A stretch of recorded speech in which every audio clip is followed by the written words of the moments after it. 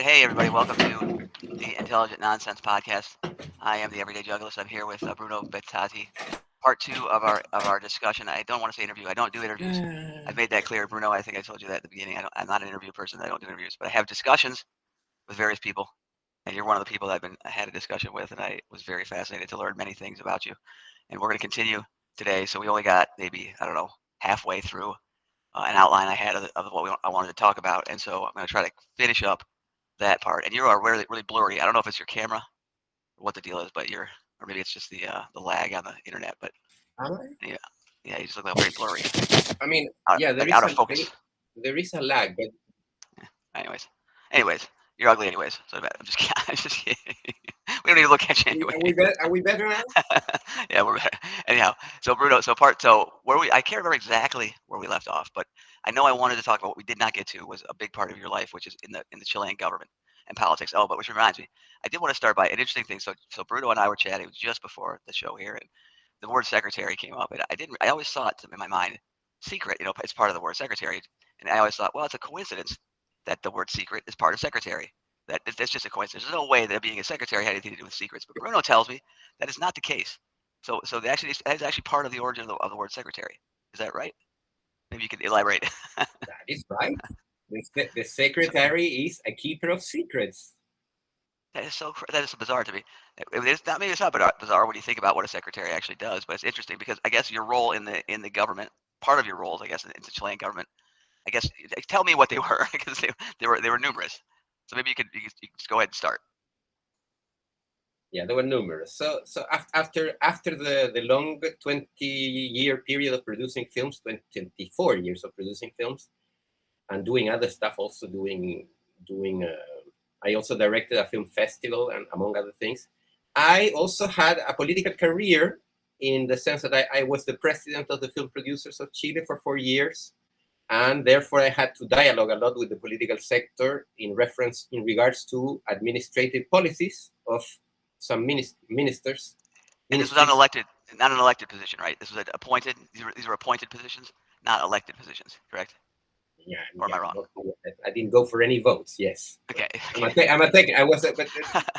technocrat, but technocrat, right? Yeah, I'm a technocrat. Yes, but I'm speaking before that. When I was a producer, I was also the president of the producers, and therefore I dialogued with governments regarding public policy with ministries and also law projects with Congress.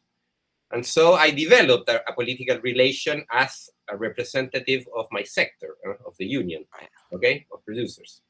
And so after I got tired of producing, I decided to go for politics. And I got an offer in 2014 from the Minister of Culture of Chile to work with her. Okay. And I had a very complicated job to do, which was to redesign the whole system of subsidies, okay, which for Chile and also for the cinema sector are very important. Basically, you really need the aid of subsidies to make a film, and so you could consider an equivalent to the National Endowment for the Arts. Yeah, right. That's okay. Something like that. Only that, in our case, the funds represented 60 or 70% of the activity, and it was a huge budget for us, for Chile. It was somewhere around 80 million or 90 million dollars per year. The total budget, the total federal budget, was for the cinema specifically, or just for the entire culture of ministry? No, for the entire culture, but cinema was half of it. It was half of it. Okay, wow. And so private investment in films was not high. I mean, there wasn't a lot of private investment. Sounds like 60%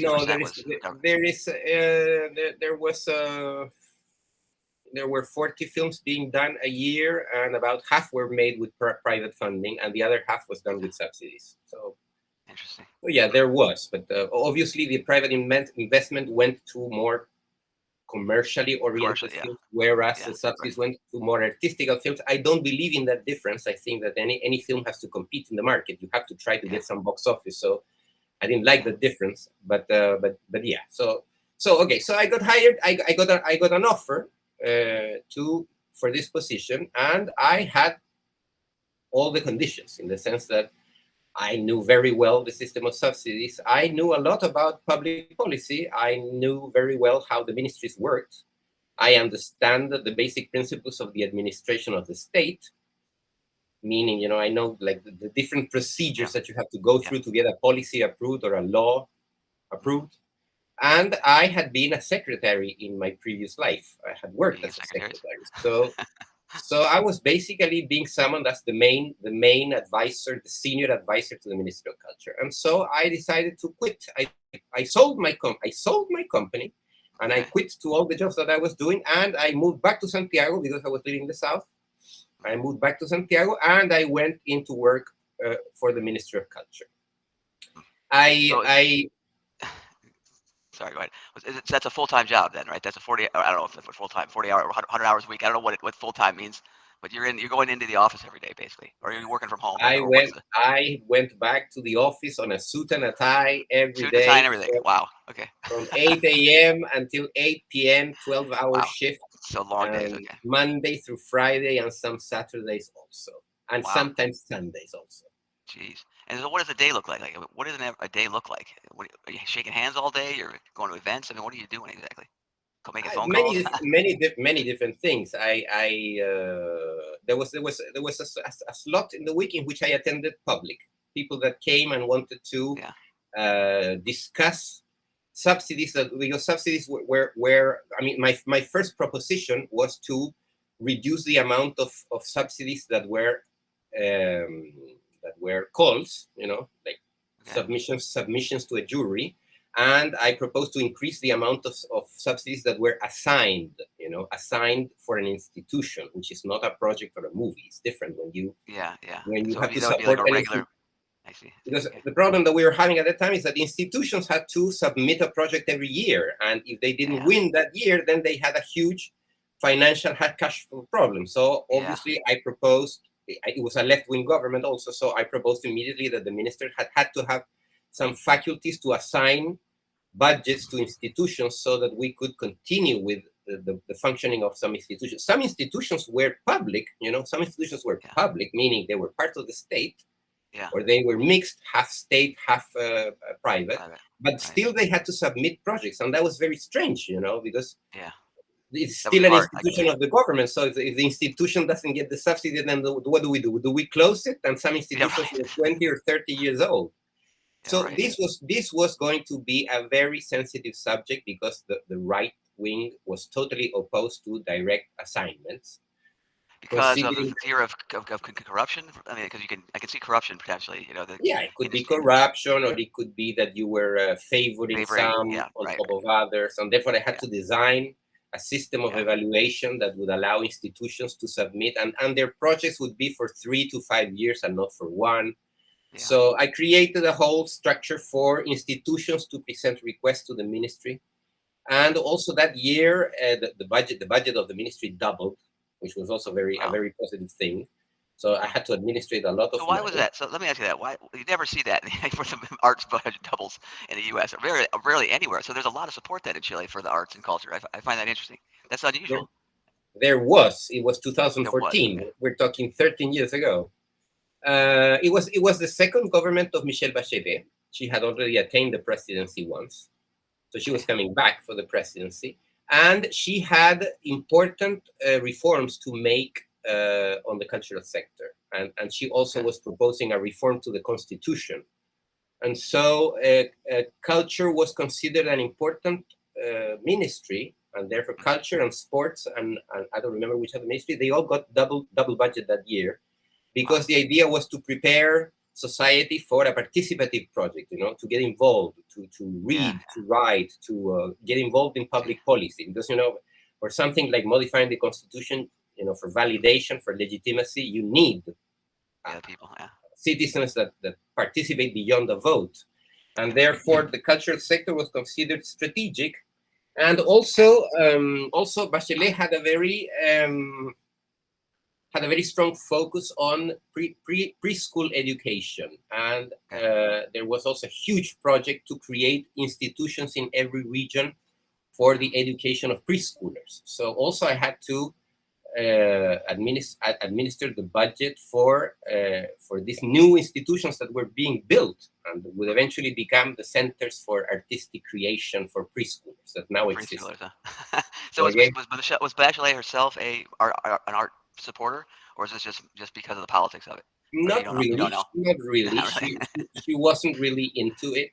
Yeah, it's And strategic. It was all strategic. it was For rather her. a strategic thing. But she came into power with three main reforms: the educational reform, the the, the tax reform, and the constitutional reform. And we were also beginning to have an important debate about the education ministry, because we were going the other way around. We were trying to increase education. We were trying to deprivatize universities. Deprivatize. We were Yeah, trying deprivatize. to increase the Unusual. quality of public schools, and so this was the beginning of this. Later on in 2017, this exploded into what was called the students' revolution, or the students' movement, who finally, in the next government, finally managed to push forward an educational reform. And finally, gratuity was established for huge chunks of university education, graduate. That means free. That means free education. That when you say gratuity, you mean free education? Is that Yes, what you, I mean free. wow. Yes, For at the university level, all the way through college. yes. Wow, that's Okay, amazing. but that happened later. Okay, I was Right. I was at the early stages of it. This was Yeah, right, so beginning to be a problem, because we were having the opposite problem that you people have in the U.S., yeah, which is that the quality education was too expensive and free right. education was too low quality, and therefore there was not That's the same an problem equal we access, have. an equal access to opportunity. So this was Yeah. this was the atmosphere in 2014, So and and Chile Chile was, comes out a very right wing government in the past, right? I mean, you guys, it was a very right, very free, free market, one of the earliest free market type economies that was very much into the private sector, and that's changing now, or that was changing. yeah, we talked about this on the Yeah. previous chat, but yeah, basically when the dictatorship was over in 1999, Yeah. no, excuse me, 1989, when the dictatorship was over with, nevertheless we were left with a hugely privatized economy, hugely. Yeah. Yeah. But by the end of the Pinochet regime, pensions were privatized, the healthcare system was privatized, education was privatized, Sounds like the U.S. forestry was privatized, the use of water was privatized, everything was privatized, and the state had been reduced to its minimum. So since then, first the Christian Democrats and then the Social Democrats achieved power, and basically they made the state grow again, basically. So today, More, what is the balance today? Is it mostly private, mostly public? Is it about half and half? I mean, what do you see Chile today? I've been out of Chile for many years, and the extreme right has recently won the elections. But I would say that still, I don't know, it's probably 60-40, 60 private, 40 public. Still the public sector. Okay. So it's still more private. So it's still more of I guess, traditional, like a U.S. style economy than a left wing. We are more private than the U.S. Yeah. You still have still more private. Wow. Okay. Wow. Still more private. You still have Social Security being a public thing. That's true. Yeah. And you don't have that at all. There is no Social Security there. Then there is, but it is private. I see. Interesting. Interesting. I just don't think of Chile. I just think when I think of Chile, I just think, oh, typical South American, whatever, socialist country. That's not the case at all. Really, Chile is totally different than that, and I've got to get that set in my mind. But in any event, so you're in the government, so you're at the culture ministry, so you're doing this job. I worked in culture only for 1 year, because the president decided to change the minister, and when the minister goes, you go with the minister. Right. And so, but the important thing I did was that in Chile, elections are in December. The president assumes on March, and the discussion for the yearly budget closes on May. So I was very smart in the sense that I went into work on March 11, and I redesigned the whole budget of the ministry in less than 2 months. And therefore, I was able to push forward the budget for 2015 immediately. And I was probably the only guy that thought about this, that we really had to reassign the monies in the way we wanted to, because otherwise we would need to work on 2015, but with the budget that was left on 2013 by the last government, Yeah. and the last government had nothing to do with what we wanted to do. So that year was very intense, because at first I redesigned the whole budget. Second, I went into Congress to fight for the budget. And third, I managed to implement the first year of my own budget. And so it was So a what does that very, mean? Yeah, what does that mean to go into Congress and fight for the budget? What does that look like? That's you walking into the Capitol building and giving a speech? I mean, what, you shaking people's hands? Like, what does that mean? What does that mean? no, no, no, that's very similar to American Congress. The House of Representatives is divided into commissions, and there is a commission on education and culture. Okay. And basically, the minister has to go to these commissions, and she has to defend the budget. And she gets questions and analysis and things thrown at her. There's also people invited from other educational and cultural institutions who make comments about the budget, and also cultural workers and unions, and everyone talks in these commissions about the budget, and the minister has to defend her position. And I am sitting behind the minister, throwing her notes or making comments, I see. just as a staffer does for a cabinet secretary in the U.S. Okay. I see.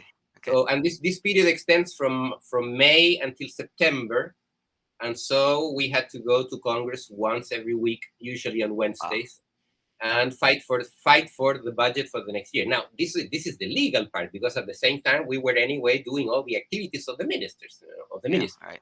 We were handing out subsidies. We were going to activities, and we were going to inaugurations and all that. Uh-huh.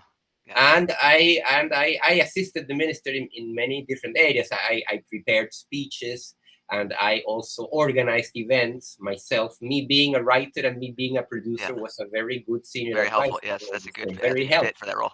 Very helpful. Yes. And the minister decided to get surrounded by 20 advisors, which was quite a number. Okay. Usually, civil servants don't like much when there's so many advisors, because we advisors are positions of trust, whereas civil servants are people who have worked on this for years, and they stay. Whereas we, the political positions, we go. You go. Yeah. So I acquired a lot of responsibilities on that year, and I had to deal with a lot of institutions and workers and organizations and think tanks and blah blah blah, to push forward the agenda of the president and the minister. Nevertheless, after 1 year, the minister left, and so I left. And when I left, I was hired by another minister, the Minister of Economy. When the minister left, so when the minister was kicked out, forced out, I didn't want to leave. Why did that happen? The resignation was requested. And why? And why? Why exactly? Do you know what was the politics of that? We had a lot of conflict with the unions and with the cultural organizations. They were not totally happy with what we were implementing, and so they requested constantly the president, to replace the minister for somebody from their ranks. And the president finally decided to get her out, but she didn't put somebody of the union's trust, but she put somebody of her trust. A little bit like what's happening now in Ukraine with Fedorov and Zelensky. Okay. So politics. I love politics. And sorry, before we move on, the minister you were working for at the time that got replaced, did you like her on a personal level? Was she a good boss? Yes, we got along. Yes. Would you call her a good boss? She was also of Italian descent, so we had a lot of arguments. I see. But she was effective. You feel like she was an effective leader? I guess my question. Do you feel like she was a good boss to have? She was a good boss to have, yes, and she assigned me a lot of responsibilities, and I quickly got into the job, and I really covered a lot of gaps. And in the end, I ended up being the coordinator of all the advisors to the minister. So in the end, I was in charge of all the public policies. So she gave you a lot of power then. Did she give you any help or advice, or was she useful in that aspect, or not really? I'm curious. I mean, she's the decision maker. What you do as a staffer is you pretty much gather everything into summaries. You summarize everything that is happening in minutes, in documents, and you present these documents to the minister, and you try to get approval or modifications, and you try to get that as quickly as possible so that you can go back to the work desk and begin giving instructions to everyone to do everything. But the decisions she made, do you feel like they helped you at all? I mean, was it useful to have her as a boss? I guess from growing as a person, growing in a career, as a career role. I always look at this. When you have a boss, do they help? How do they help you, or do they not help you? It sounds like, I mean, she was a good boss, but I don't know that she really helped you grow in sense of learning how to do anything new or in that way. You get what I'm driving at here? Maybe I'm making no Well, sense. I don't really understand your question, but our relation So was our relation was professional, and there was an agenda to implement, and there was a yeah, public policy to defend, and there was yeah, a lot of enemies to fend, and right, of course. basically you try to keep the ship together and the workers Yeah, aligned and the budget flowing and the expenses going. I understand. And it is very important to understand that contrary to the private sector, in the private sector, when you have a company, your objective is to make a lot of income and Yes. spend as least as possible, so that you have more revenue. Whereas Yeah. the public sector is exactly the opposite. In the public sector, Yes, you have exactly. assigned an amount of money and you have to spend it all. And if at Yeah, the end of the year you haven't spent it, then you're not doing the job right. that's right. You're not doing it right. I like that. I gotta get into the public sector here. That sounds like a lot more fun. Anyway, all right. So you got a new minister now. The minister of economics, you said, hires you on. So just to close the point, the job in any ministry is not only to defend the budget but to spend it. Yes, Okay. right. That's a very good job. I like that. So, That sounds so, good. so my job was to, get approvals and spend the money, Right. burn the money as soon as possible in all the things that we had to do, which Don't let were it go to waste. myriad. Right. So when I moved into economy had its own cultural agenda. They were pushing forward creative industries, which Okay. was a very a la mode subject in that time. It was a moment in which there was a huge influence of an American thinker called Richard Florida, who wrote a book about creative cities. And basically, he was proposing to establish creative companies specialized in certain cities. So there would be a city dedicated to music, and a city dedicated to painting, and a city dedicated to cinema, and all that. And I had successfully increased the amount of films done in one particular region in the south. So economy was very interested in me because I was a test case. I was the producer that had managed to install cinema in one region, which was not the capital region. And so I became the head of creative industries in economy, the president of the creative economy committee. And I had to propose, in this case, I was not in charge of spending, but I was in charge of developing public policy in the economy ministry, excuse me. And this was policy dedicated specifically to entrepreneurs and companies, not to artists and not to institutions. It was specifically focused on companies. But if you don't have any money, if you don't have a budget, how do you get? Yeah, they were interested in creating companies, in creating employment, in creating exports. The whole point here was creating employment and export. But how do you do that without money? I mean, how do you make? What's the incentive? Like, how did you incentivize a particular city to take a particular? No, the Ministry of Economy had its own package of subsidies, only that they were oriented and given out in a completely different manner. Different way, okay. In a different way. They were basically co-financings, meaning that the company would present a budget and a project, and the ministry would subsidize 50% or 60% of it, and you had to pay from your own pocket the other 40%, and you had to present results. You would evaluate. This was the world of numbers, not of. I know that It was a quantitative world of culture, not a qualitative world of culture. And so I was measured, and the ministry was measured by the amount of companies, the amount of employment, and the amount of exports that we would be able to make. And so, nevertheless, this was the first year. It was a year of design. Okay, so I worked hard on the design of this. How to apply the subsidies, where to apply them, which would be the pilot projects, what cities would we focus in, and we would actually focus in three cities: in Valdivia, in Valparaíso, and in Antofagasta. One in the north, one in the center, and one in the south. And Valparaíso was totally oriented to music. Antofagasta was totally oriented to material and immaterial heritage, and Valdivia was totally focused on cinema and audiovisual. So those are the three areas of culture: cinema, materials, you said, and heritage. Oh, heritage. So heritage. I see. Heritage, music. Cinema. What was the third? Music. Those three. Music. Okay. So what about like dining and other aspects? What about like food? That's another cultural type of thing. That is all considered or included in the area called immaterial heritage. And part of heritage. Okay. Immaterial heritage, like customs, traditions, dances, cultural expressions, including food, that was covered by the Ministry of Culture with specific subsidies. What about writing? Would that writing would fall into that part then? Music, writing, and audiovisual were considered and are considered industrial activities, and therefore music, writing, and audiovisual could request subsidies to culture and could also request subsidies to economy simultaneously. But what city? Would they have a city base in your plan? Did you have No, like writers? No, writer no, city. no, in that year, the publishing industry was consolidated in Santiago, in the capital city, and it It stayed was there. already set. It Yeah. stayed there. Okay. It wasn't How big is the already public? set, but it was already growing there, and it was already established there, so it continued to be there. How big is the publishing industry in Chile? Is it big? I mean, is it bigger than the cinema? I mean, like bigger than cinema? Like You how many? have five multinationals. You have around eight independent publishing houses, and then you have around 40 less than independent publishing houses, like very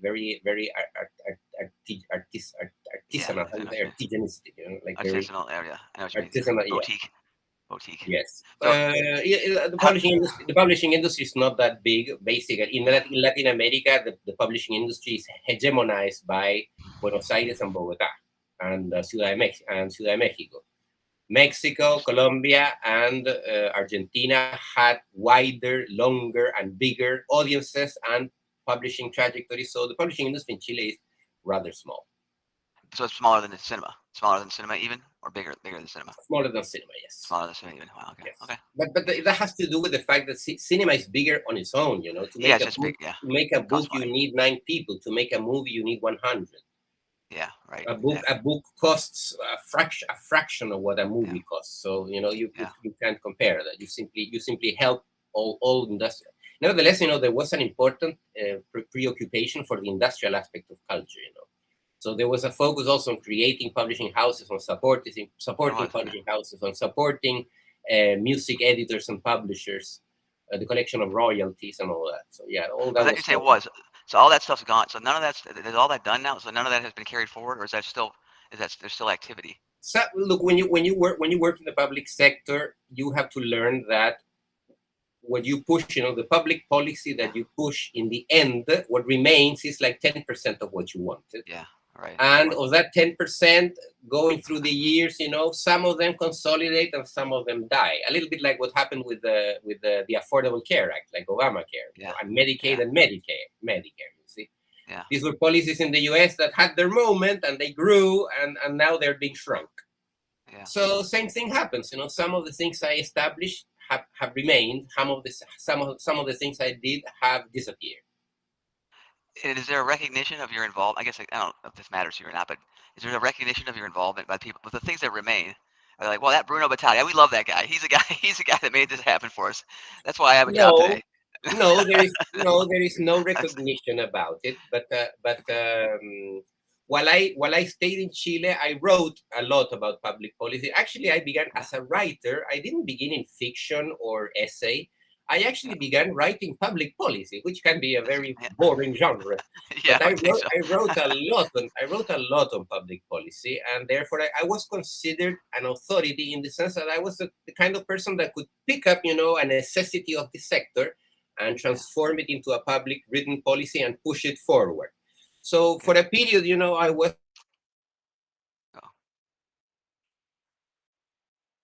You froze.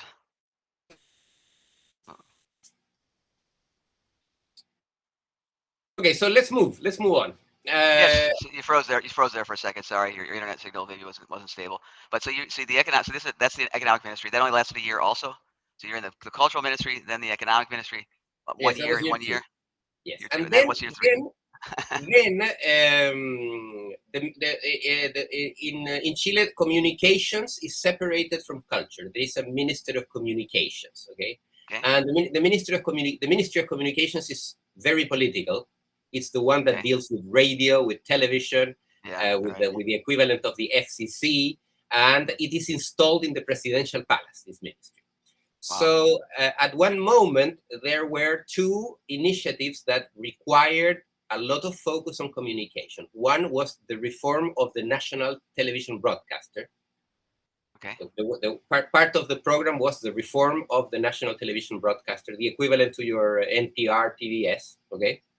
Yep. And also there was the implementation of the participation part of the reform to the constitution. Okay. And so while I was in an economy, the Minister of Communications offered me a position as a consultant. And Okay. so I decided to leave economy and I moved into communications on the third year and I went into the presidential palace. So let me ask you a And question here. This may be a personal question. You don't have to answer this, but what kind of money do you make in these roles? I'm not going to What's answer that. okay? That's fine. But is it is it? Let me put it this way: is it elite level money? I mean, it's obviously it's not like investment banker type money, but it's more than comfortable. I would think money. You're at the higher levels of the government, upper echelons of the government in Chile. I would think these would be fairly well paid roles. Is that fair to say? I was paid more than the civil servants, which was, of course, Yeah. a thing that created a lot of Yeah. issues Attention. Yeah. with the civil Yeah. servants. But also, I Right. must tell you that I got my best pay role was in culture. When I went into economy, I got paid less, and when I went Huh. into communications, I got paid even less. Well, that's it. So I think that's a nice. It's great. And You no, did it has a it good has job. nothing it has nothing to do with the salary of a bank person or a financial guy. There are no stock Yeah. options or Yeah, anything shares, like that. nothing But like that. good benefits though, right? I mean, good, really good. I assume it's very good. Perks. The perks of No, the the healthcare and all that stuff. no, the No, benefits not the even that. benefits are for the civil servants. When you are, Oh, that's I right. was Because you're not a solicitor. basically I was always in a political Yeah, position. I was yeah, you're right. appointed by the minister, and therefore I was the equivalent of a freelancer. Right. Actually, so you Which had also no meant which benefits. also meant Yeah, no. that they could fire me from one day to the other. Yeah. Right, and you had no benefits. Well, that's interesting. I hadn't considered it that way. So it was almost like you were not an hour. It wasn't an hour. It was a salary though, not hourly pay. Right. It was salary, It was a monthly salary, yes. monthly salary. Okay. All right. Anyways. All right. So not you're not getting rich doing this, but you were doing okay, I guess. You comfortable? Or did you have or no? I looking backwards, for the amount of work that I did and the Yeah. amount of effort I put into it, and the loss of my mental health also, which also Yeah. has to be accounted for. Yeah. I wouldn't do it again. I wasn't paid at Right. the level of the effort I made. And Yeah. when I went That's into the last work, when I was working in the presidential palace and I was working on the constitutional reform, I was uh, working Monday through Sunday, and I was working 13 hours a day. I had no boy. vacations. I had no free time. I Jeez. had no personal life. I had no Did you go? pets, no Did you pets, no complain? girlfriends, no So boyfriends, nothing. did nothing. So did you complain? I mean, did you ever complain and say, "Man, I need to get more money here"? You never did that. You I weren't one of did. those kind of employees. You did, and I they said, did. "Fuck you." Good luck. I said, "See, I did. I we'll find somebody requested. else." I requested for the raise, and the raise was also accompanied with more work. More work. Yes. Here's your raise. Okay, you get a raise, Sounds a but lot you like the have to U.S. you have to do this and this and this also. Sure, we'll give you a raise. Yeah, right. Yeah. So All no, right. it wasn't worth it. I wouldn't do it again. It's just that when you work in politics, working in politics was a totally different atmosphere. Yeah. You feel that you're part of the history of the country. You Yeah. feel That that was it. you can Yeah. make Right. important changes. You feel that what Yeah. you do can improve Yeah. the life of a lot of Yeah. people and not only you. And Right. I had vocation. I was a good public servant, and I really Yeah. put my very best into improving everything that I mingled with. Yeah. That's But really cool. I don't think about public service. I wish people thought about public service more in that way because you're right. That's the attraction. That's really cool. that You is really the have your hands on attraction, it. and this is pretty much what Trump has destroyed, Yeah. and Musk. I Right. mean, just imagine that Yeah. when Doge started, when Doge, this thing that Yeah. created Musk fired 270,000 federal Yeah. employees. Yeah. Okay, I mean, with the experience I have in public policy and working in the state, I can tell you that firing 300,000 federal workers must have created a disaster in the Oh, administration it of was. everything. Yes. Okay, and this happened very early on your presidency. So Yes. the state and the federal state has been destroyed by Trump, which Yeah. means because Chile is not federal, the United States is, which Yeah. means it should have empowered the states. Okay, it should have empowered the states, but then Trump went on into a war with the blue states and began Yeah. dividing the blue states with the red states, and the destruction continued. Yeah, it's a sad thing, and yeah, you're right. There's the morale in government is really awful, and I feel I was working with government scientists fairly regular, and the morale was just awful. They were just hanging on. They didn't really care. I mean, it was bad. Still is. It's not getting any better. Hopefully things will change, but In any event, we're talking about Chile. We're talking about you, not the U.S. so, okay. So you work. So then what happened? So you're the communication role. This is the last role you had in government with Chile. Was the communication thing with the Yes, president? the only The thing president's the spouse. only thing worth adding, besides my personal participation in the constitutional Yeah. reform and my attempt to reform the public broadcasters, which required the development of a new law project and the approval that we finally got approved, and I had to go and fight with the Treasury Secretary for the budget for the Yeah. public broadcaster, which was a very interesting experience, basically, because any Treasury Secretary will tell you that in a government there's 20 cabinet secretaries that spend and only one that creates the income. So when you have to go to fight for the budget for your cabinet position, Yeah. you go Yeah. to fight with a guy that basically tells you, look, I have to share the money with 20 secretaries, so tell me Yeah. why I should Yeah. give I should give it the to you. money to you. I like that. Sounds like fun. That'd be pretty fun. I think that'd be a lot of fun. So that part, going to negotiate with the Yeah. Treasury Secretary was a very challenging experience. And what is interesting to talk about this here is that there is this technocratic conception that the public money can be expenditure or it can be investment. Okay, Yeah. and obviously any Treasury Secretary will tell you that his historical responsibility is to put money in investment and not put so much money in expenditure. This is Yeah, why every government tries to reduce social services, because Medicaid, Medicare, or public national parks and all that, they're basically expenditures. This is money that is spent but creates no future resources. Okay, now this is a theoretical discussion. This is a theoretical discussion, and actually many economists have discussed this, from John Maynard Keynes in the 60s with the welfare state, all the way to the discussion nowadays of what is called social investment, which is that when you invest socially, when you do expenditure that is social, for example, culture, you cannot consider immediately culture as an expenditure. You have to think about the externalities, and you have to prove that the externalities eventually become an investment. So my experience in culture and in economy was actually quite handy, because I had to prove to the Treasury Secretary that investing on the national broadcaster was an investment, not an expenditure. Not an expense. You were successful. You were successful, and I was successful. So what is the national broadcaster? Is it like NPR? Like, what kind of programming does the national broadcaster in the government of Chile have? Like, what are we talking? Like Doctor Who that reruns, or are we talking like what are they showing?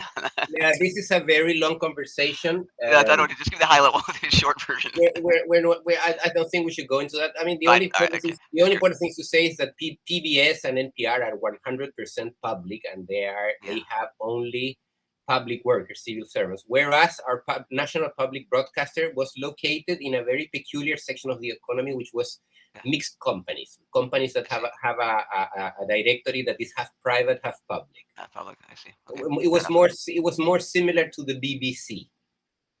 I see. Okay, than to PBS. And actually, the BBC was the model, and I had to study the British Broadcasting Corporation to its detail, to push forward. Doctor Who. Doctor Who. See, I was right. Doctor Who. Anyway, all right. So the government. So the last thing I want to talk about on your government jobs is the last role.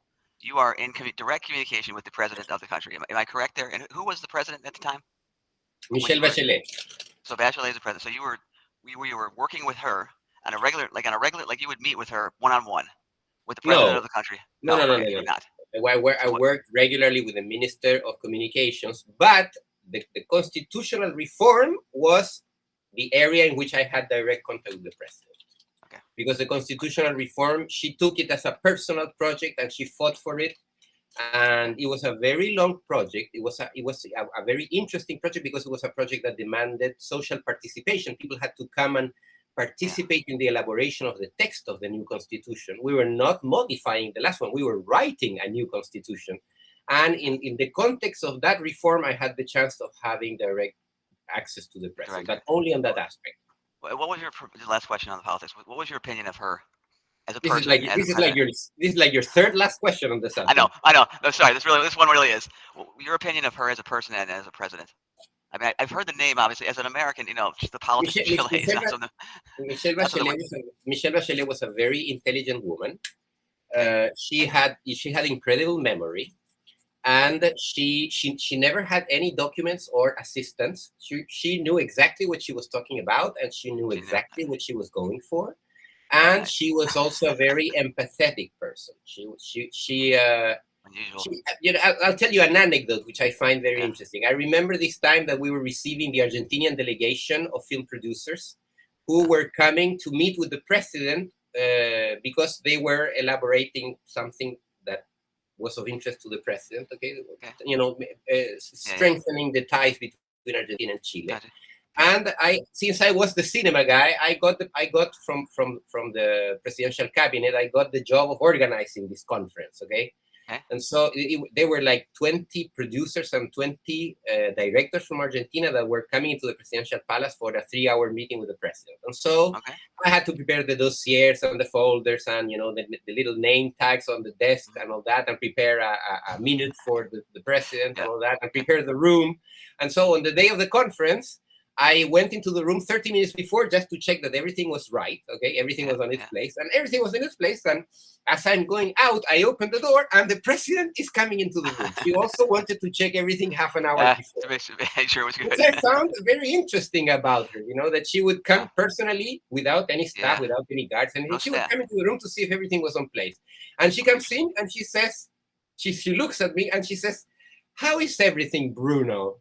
So she knew you. She actually knew your name. So, the fact that she would remember my name and the fact that she would know exactly who I was something that I took as a very interesting characteristic of this president. Yeah. Which is something that your president doesn't have this kind of attributes. Yeah, right. But how did she know your name? Because you guys hadn't worked together personally before, right? Or that's pretty impressive that she had seen me in other meetings. She had seen me walking around the palace.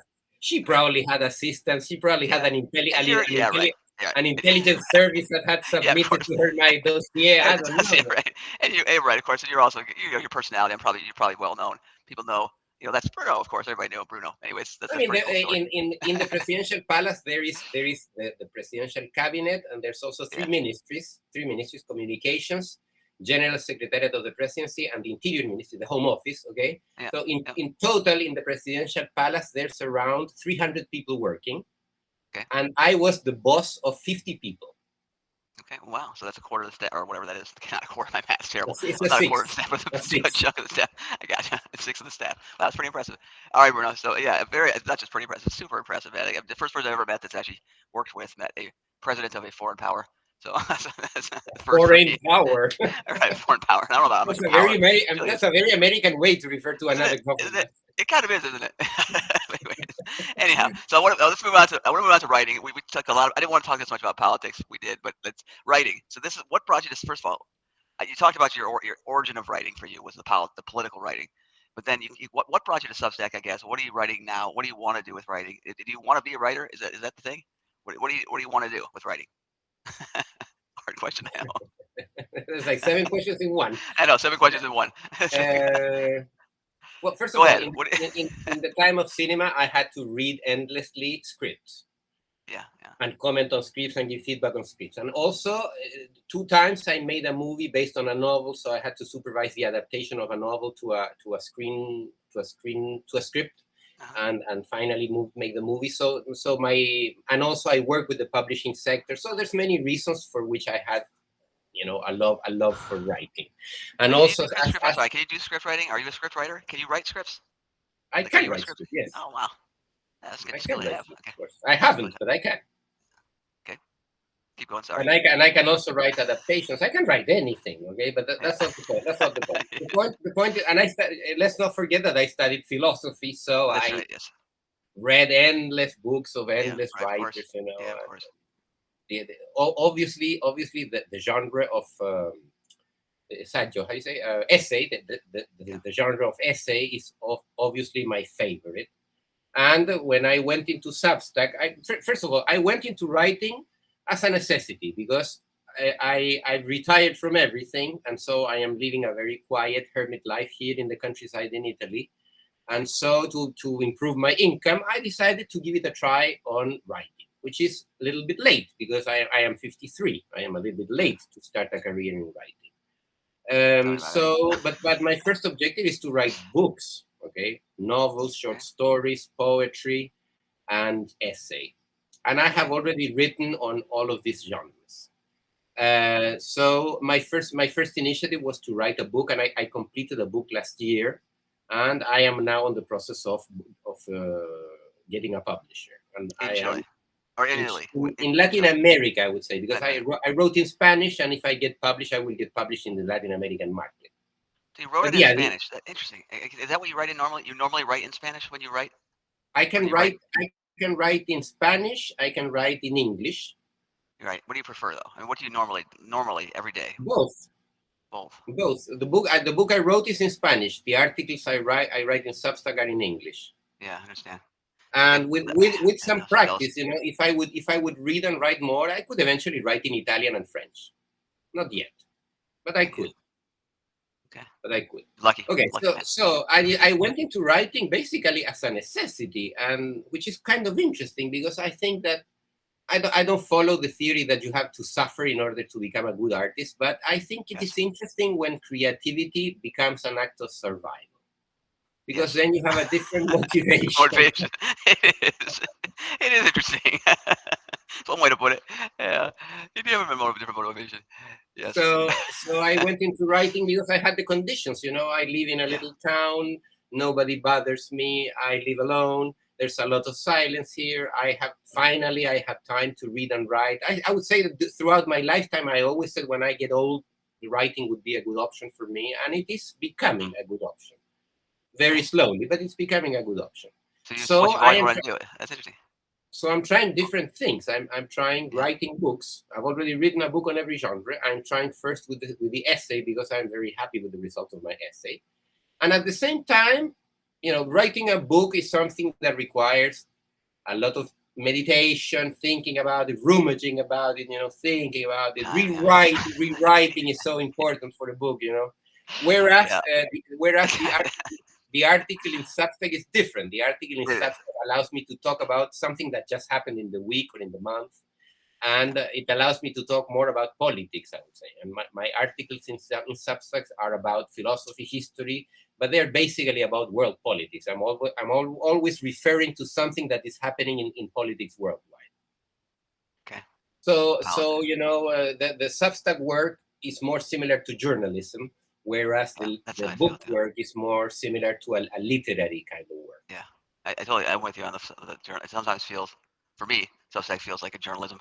I'm doing journalism. I kind of weird, a different kind of journalism maybe, but yeah, it feels that way sometimes with no actual references or citations. But anyway, anyways, it's interesting. So, but now, okay, so I want to keep talking about writing, but I also want to talk about astrology and tarot are two things that you have a high interest in. What's the origin Astrology of and that? tarot. Okay, Yes. Let's start with tarot. astrology or tarot. No, That's we're fine. gonna start. We're gonna start with tarot. Tarot Sure. Yeah. started. Tarot started as a hobby 34 years ago, 34 years ago. and it started as a hobby basically because while I studied philosophy, I got really into philosophy of language and philosophy of mind and semiotics, and therefore slowly I began moving into the area of the symbol. Okay, Uh-huh. the symbol, which is not the word. Okay. Yeah. A word is a type of symbol, but the symbol is much more than the word. And so I went into tarot because I thought it was a very interesting structure of symbols. It's not the only structure of symbols that I went into. I also got interested in astrology. I also got interested in I Ching. And so basically I went into the study of symbols and the structure of symbols, and not only the historical or symbological structure, but also the mathematical structure, because some of these symbolical structures are numerical also, like tarot, like I Ching. Okay, and I was good at math also. So I went into the study of symbol because of tarot because I was interested in it. Also, while I studied philosophy, I got very interested in Carl Gustav Jung. I'm not really into psychoanalysis, Yeah. but I got really interested in Jung, and he got me started into the study of symbolism. Yeah. And so I began studying tarot on my own, and I began reading the cards for free to my friends and then to whomever wanted to get a readout. And I also found psychologically, interesting that if you sit down with a person that you don't know, Yeah. breaking the ice is always a little bit difficult. And breaking Yeah. the ice usually starts with one of the two persons speaking about himself or herself, which can be very annoying. And Yes. so it's always interesting to break the ice with a pack of tarot cards because you Yeah. have something to talk about. I can see Okay. that. I can see that. And so I made a difference of reading cards to people I knew, like my Mhm. friends, as opposed to people I didn't know.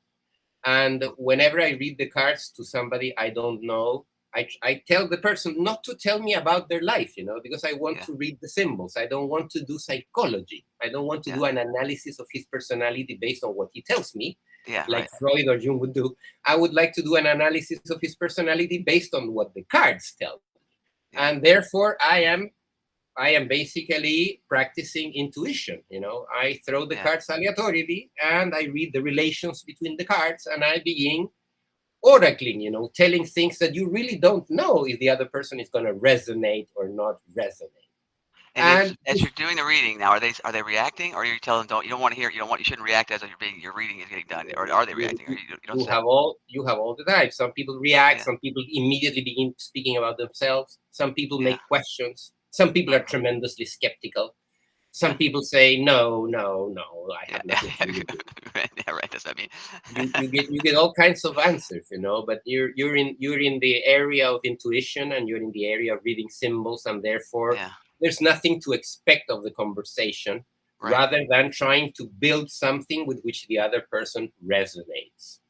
That's really interesting. So, but there's a I guess I don't want to say luck. There's a fortune component too, because you don't know what cards you're going to draw. Correct? Yeah, obviously, they're what they are. So Exactly. that's where I struggle with the. They call me skeptical. I don't know if skeptical is the right word. Maybe skeptical is the right word because it could be any card, but for some reason it's the right card at that time. Always. Exactly. I Okay. mean, Well, maybe. I mean, that's a very classical paradox, and the way you solve it is that yeah, I don't believe you can predict the future. The future can Yeah. be anything that we want. Right. Yeah. Of course. But if I read you the cards, I am influencing your future.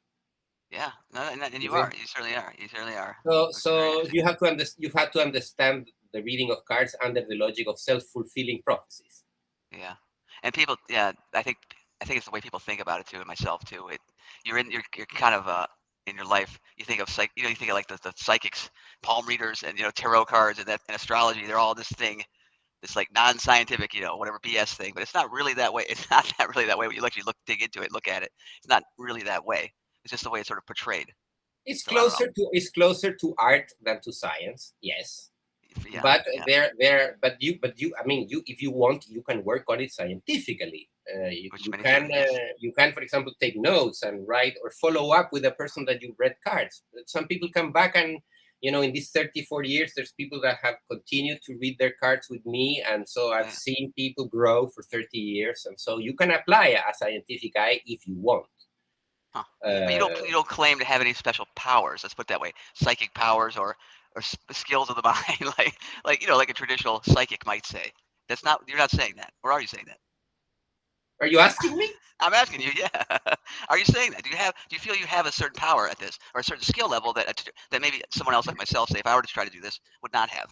I am. I Maybe not me. am. Maybe I I'm a do. bad I do example. have. I do. First of all, let's go a little bit back. First of all, I Sure. do believe. I do believe that beyond the five senses that we have through the body, there are other senses that we have through the mind. Okay, or Yeah. through the Yeah. brain. Actually, I should say through the brain. Yeah.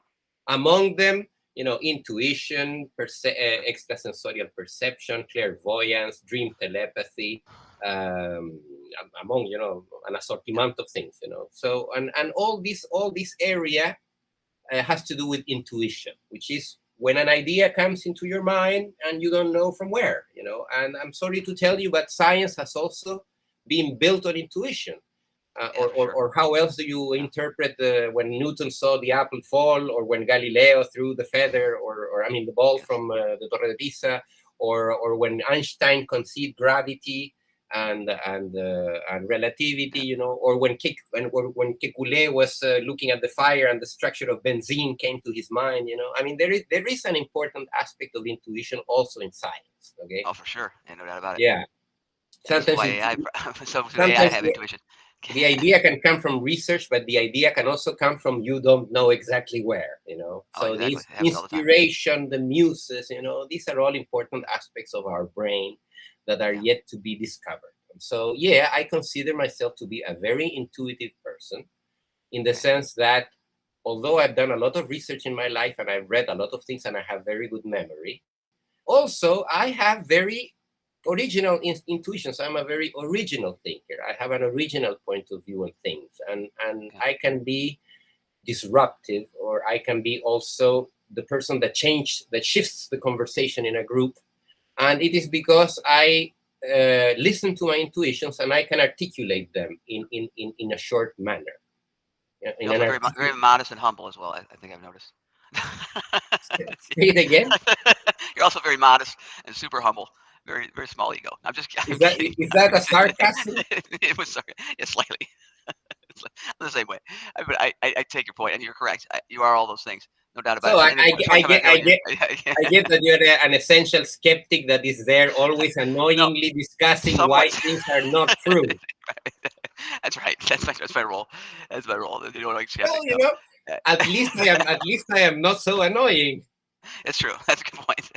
That's a good point. You definitely have more friends than I do, I'm sure. Well, maybe you did. I don't know what the different deal is, but anyway, that's pretty neat. So you do. So you wouldn't say that you're psychic. You're not just claiming that you're psychic, but you are saying things that I totally agree with about from knowing you. Not knowing you that long, but all the things that you said, I think I can tell already are true. Are true. That's how you are. And so maybe you are in that sense, traditional psychic, if you will. But you're not claiming you can see the future. And you obviously just said, the future's not set. All these things. So that's, No, you're not making any wild claims. So I can live with that. I can predict scenarios. I can predict scenarios. I can say if we do A and B, C will Yep. happen, and Yeah. if we do nothing, D will happen, and Yep. if we do X Y Z, nothing will Yep. happen. So Yeah. yeah, intuitive is the appropriate word because intuition is a faculty that we all can relate to. Yeah, Okay, for sure. we And are so, all and you, some we all have hunches. We all we sometimes do. get sometimes we get a shiver. Yes, yes. So how do you feel like your skills in that area are as equally good with yourself versus other people? Like, do you apply them as well to your own life and issues as you do as you do with other people? Because I always say there's this blind spot. It seems like to me, for at least for myself, where I feel like There's I'm this really there's strong in some this areas. there's this old principle that you can only read cards for the other person. You cannot read Yeah, for yourself. your own. Yeah, right. I have read cards for myself many times. Yeah, So it's just that conscience is an important element here, which is that yeah. you are more self-conscious of yourself when you're reading than when you're reading for another person. So intuition opens better when you're dealing with something external to your conscience than when you're dealing with your own conscience. Hmm. But it's still there. That's interesting. That's really. What about astrology? Is it the same way with astrology? You feel like so you do your own Okay, astrological? astrology is a newer hobby. I started studying astrology only 5 years ago, Oh, okay. seriously. Okay. And astrology,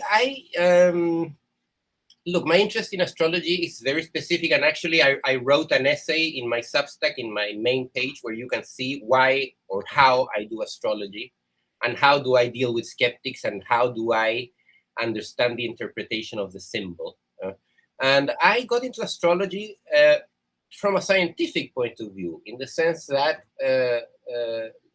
light, light, the light that we receive from the sun and the light that we receive reflected from the planets is light that impacts our skin and creates an electrical shock on melanin, and I follow James Maxwell, and I understand that light, magnetism, and electricity are all different forms of the same phenomenon. That's a very scientific statement. It is. Yeah. And so I understand that the light that we receive from the sun and from the other stars and from the other planets must create some kind of impact in us, particularly at the moment that we are born. And so astrology is a very wide area. Okay, astrology is not the horoscope, and astrology is not Yeah. the birth chart. Astrology Yeah. is the general study of the effect of masses of planets and suns, on our body. Okay, it's the general study of that.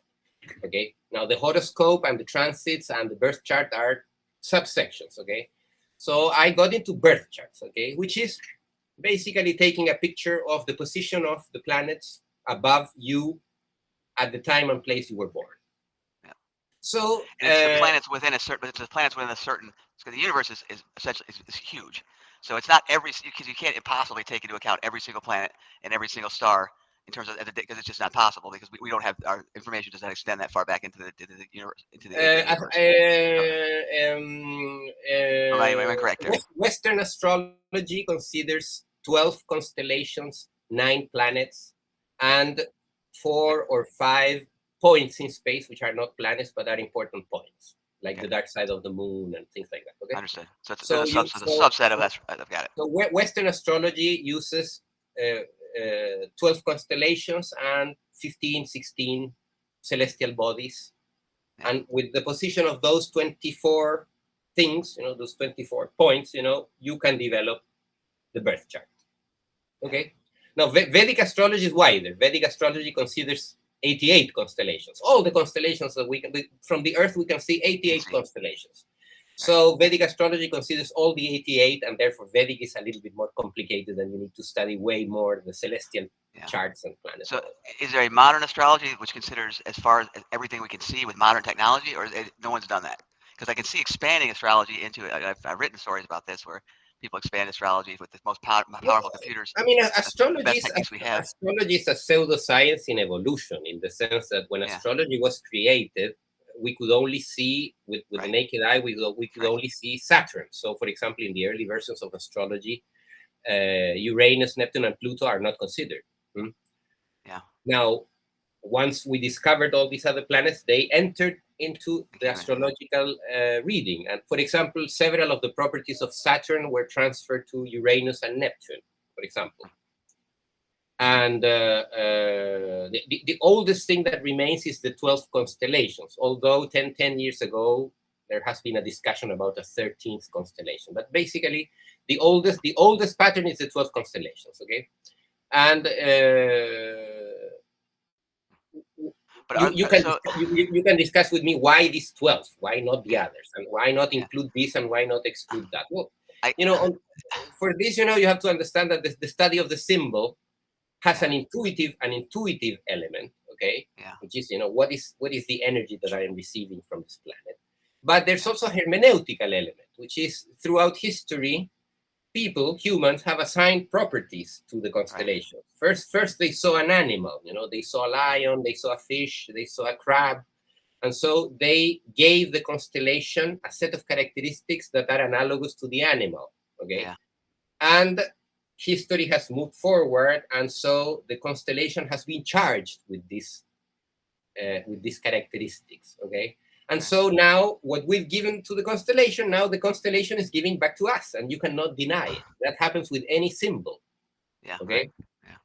That happens with any symbol. Like, for example, the @ symbol of internet. You look at that symbol and you immediately get an interpretation. But this is a symbol that was created 20 years ago. Before it meant nothing, It was an A with an E, basically.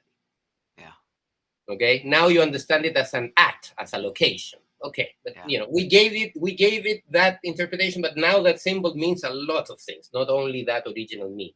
Okay, so every time you read a birth chart, you are on the one side calling for the intuition, but on the other side, you understand that you are reinterpreting something that has been reinterpreted several times, and you're basing your interpretation in that circular interpretation of things, what is called hermeneutics. Okay. And in my point of view, it is something that has to be respected, in the sense that sailors use the constellations to travel around the ocean, and agriculture. When man stopped being nomadic and became more of a sedentary being, and it began doing agriculture, he began looking at the stars and the moving of the planets and the moving of the sun as something that would influence the crop. And so, there is a bulk of information that has been acquired, collected by the symbol. In a certain aspect, you could say that we trained the symbol and the symbol trained us the same way that now we're training AI and AI is training us. It's just that the symbol began 5,000 years ago. You could say that. And by the way, just for the people who are listening now, Bruno does do birth charts on his. You can actually sign up. You can have him do one on his Substack, right? You can request one What is for $30 or something, $50? I can't remember what he's It's a charging. Where's business mine, by the model. way? You It's a you business. owe me one by the way. You owe me one, by the way. Where I thought It's I a was getting business. one. I didn't get one yet. But Yeah, anyways, I have to do yours. It's if a anything, model. I would say that the guy, if anyone, if I would trust anyone to do something like this is the guy I would absolutely trust, because I can tell you no one else has thought more about it in more depth probably than Bruno has. I can almost guarantee you that. And if you're going to get an accurate birth chart, I think this is the guy that's going to do it for you. So I'll plug that to anybody, and it's a very reasonable price, I think, for what you get. So, yeah. But I still don't have mine yet. So I say that without having mine in hand to actually compare. But You anyways, have to get yours and read it and see what I write. yeah, Another yeah, thing in which I am an innovator is that when I do a birth chart, I write a report. I send a 10-page report, yeah, which is in itself a creative act because it's a writing act, yeah. and so the person can read it and go through it and process it and see if something comes out of it or not. And is it you use like a template, or it's different every time? Like it's just you get what It's strikes you. different. How It's do you different every time. different every time? So, boy, so just to get a piece of writing for this guy, man, you got to take it up on this. This sounds like a great offer, a great deal. Not only do you get not only do you get a birth chart, but you get an original piece of writing from Bruno, which is I think is a great business model. I need to come up with something like that. I just don't have any skills or talents. That's the problem. It's a business model that didn't work. Let me tell you. Well, no, it has not worked yet, but it could. I think it has a great. People just don't know how impressive you are, and once they do, I think it's going to explode. We'll see. We'll see.